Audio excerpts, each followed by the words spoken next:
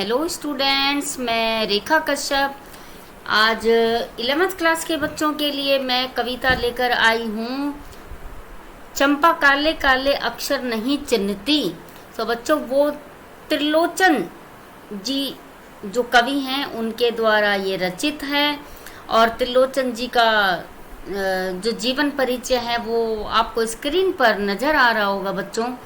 तो त्रिलोचन जी जो हैं उनका मूल नाम वासुदेव सिंह था। जन्म उनका 1917 ईस्वी में हुआ था। जिला सुल्तानपुर, उत्तर प्रदेश, चिरानी पट्टी नामक गांव में।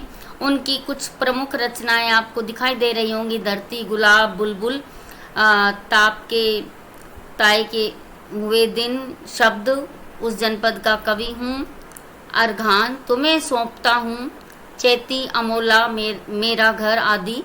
और जो ये धरती जो उनकी रचना है, काव्य संग्रह है, उसी में से ये चंपा काले काले अक्षर नहीं चिन्हती ये कविता हमारी ली गई है बच्चों।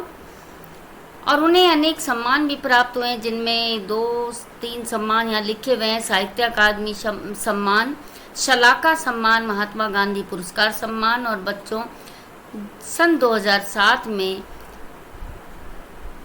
इनका निधन हो गया था।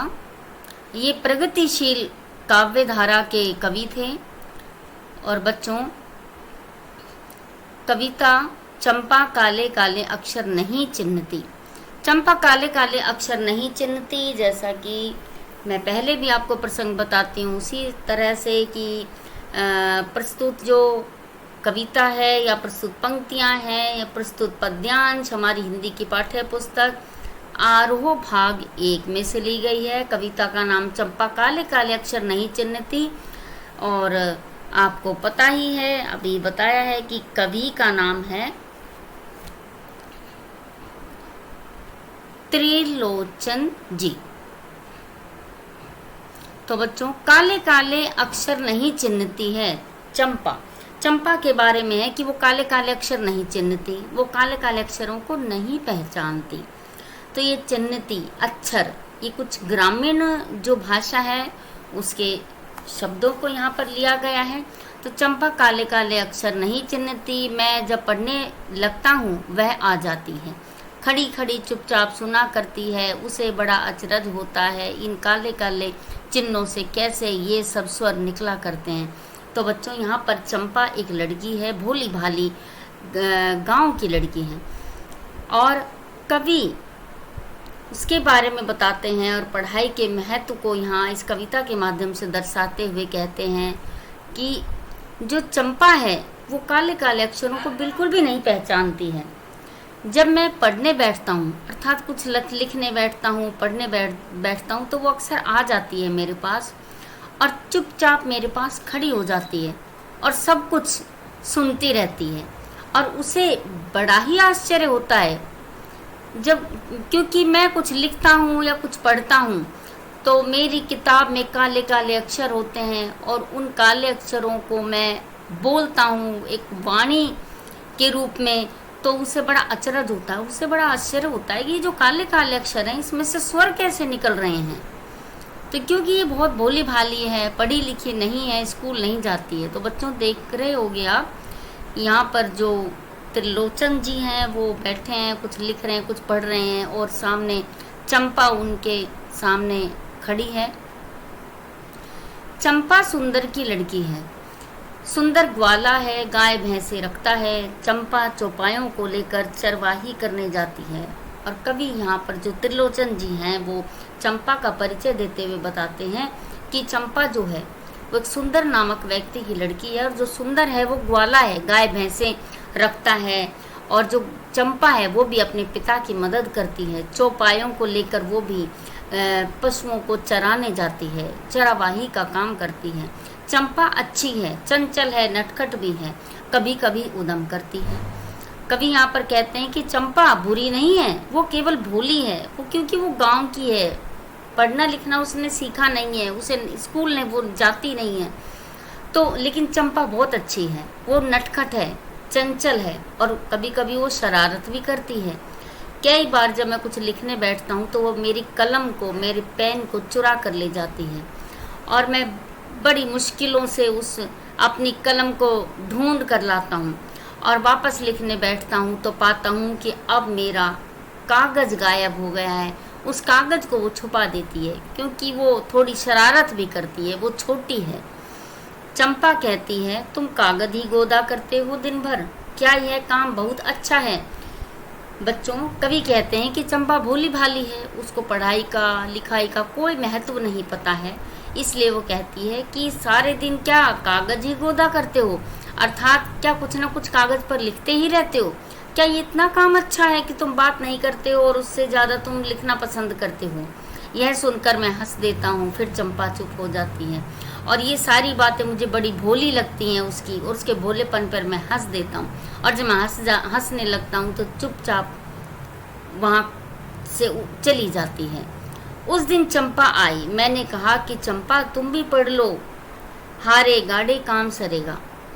एक दिन अपनी आदत के अनुसार फिर चंपा मेरे पास आई। मैं पढ़ लिख रहा था और वो अचरज से देख रही थी।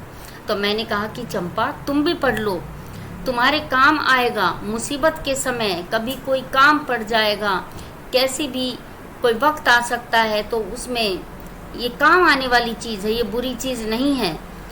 जिंदगी में काम आती है, जिंदगी इसी से बनती है, तो तुम भी पढ़ लो। गांधी बाबा की इच्छा है सब जन पढ़ना लिखना सीखें।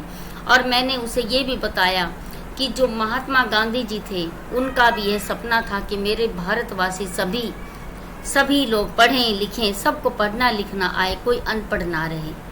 चंपा ने यह कहा कि मैं तो नहीं पढ़ूंगी, तुम तो कहते थे गांधी बाबा अच्छे हैं, वे पढ़ने लिखने की कैसे बात कहेंगे, मैं तो नहीं पढ़ूंगी। अब क्योंकि चंपा बहुत भोली भाली है, उसका मानना यह है कि जो पढ़ाई लिखाई की बात करते हैं वो बुरे होते हैं, और वो गांधी बाबा को, महात्मा गांधी जी को बहुत अच्छा मानती है। इसलिए वे कहती है कि नहीं, मैं तो नहीं पढ़ूंगी, और आप झूठ बोल रहे हो, आप गलत कह रहे हो, क्योंकि गांधी बाबा, महात्मा गांधी जी तो बहुत अच्छे हैं, तो वो लिखने पढ़ने की बात, लिखाई पढ़ाई की बात कैसे कर सकते हैं? तो मैं तो बिल्कुल पढ़ने वाली नहीं हूँ। मैंने कहा कि चंपा पढ़ लेना अच्छा है, ब्याह तुम्हारा होगा, तुम गौने जाओगी, कुछ दिन बालम संग साथ रह चला जाएगा जब कलकत्ता, बड़ी दूर है वह कलकत्ता। और फिर मैंने उसे दूसरे तरह से समझाने की कोशिश की कि चंपा, जीवन में पढ़ना बहुत अच्छी बात है, कभी भी काम आ सकता है। तुम्हारी शादी होगी, तुम बड़ी हो जाओगी, तुम्हारी शादी होगी, तुम ससुराल जाओगी और फिर अपने पति के साथ कुछ दिन रहोगी, फिर तुम्हारा पति कलकत्ता चला जाएगा तुम्हें छोड़कर। कैसे उसे संदेशा दोगी?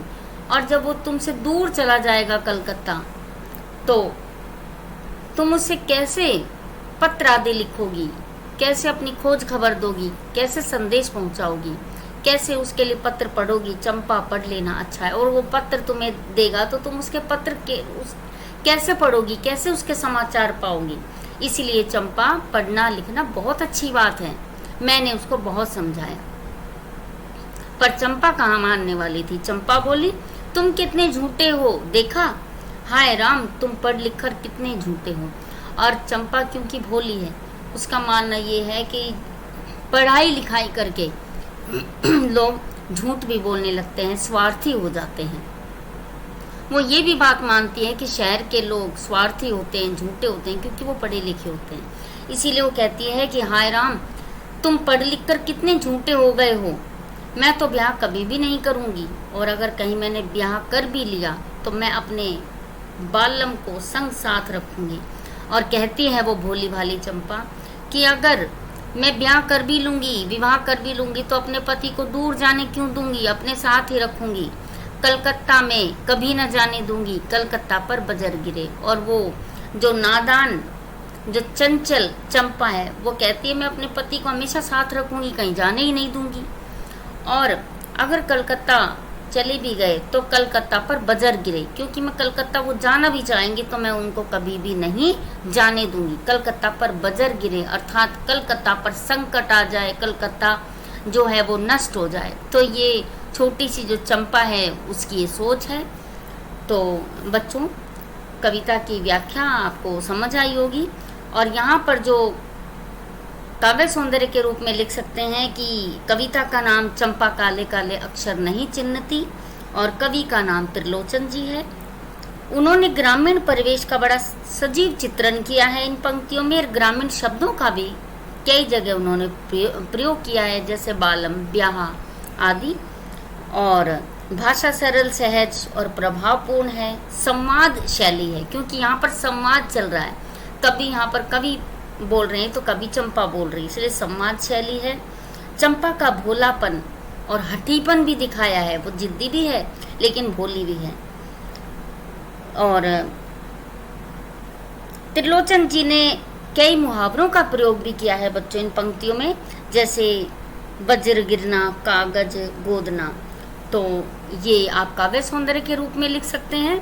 तो बच्चों, आशा करती हूँ कि आपको ये चंपा काले काले अक्षर नहीं चिन्हती ये कविता आपको समझ में आई होगी। इसका काव्य सौंदर्य, प्रसंग और व्याख्या आदि सभी समझ में आया होगा।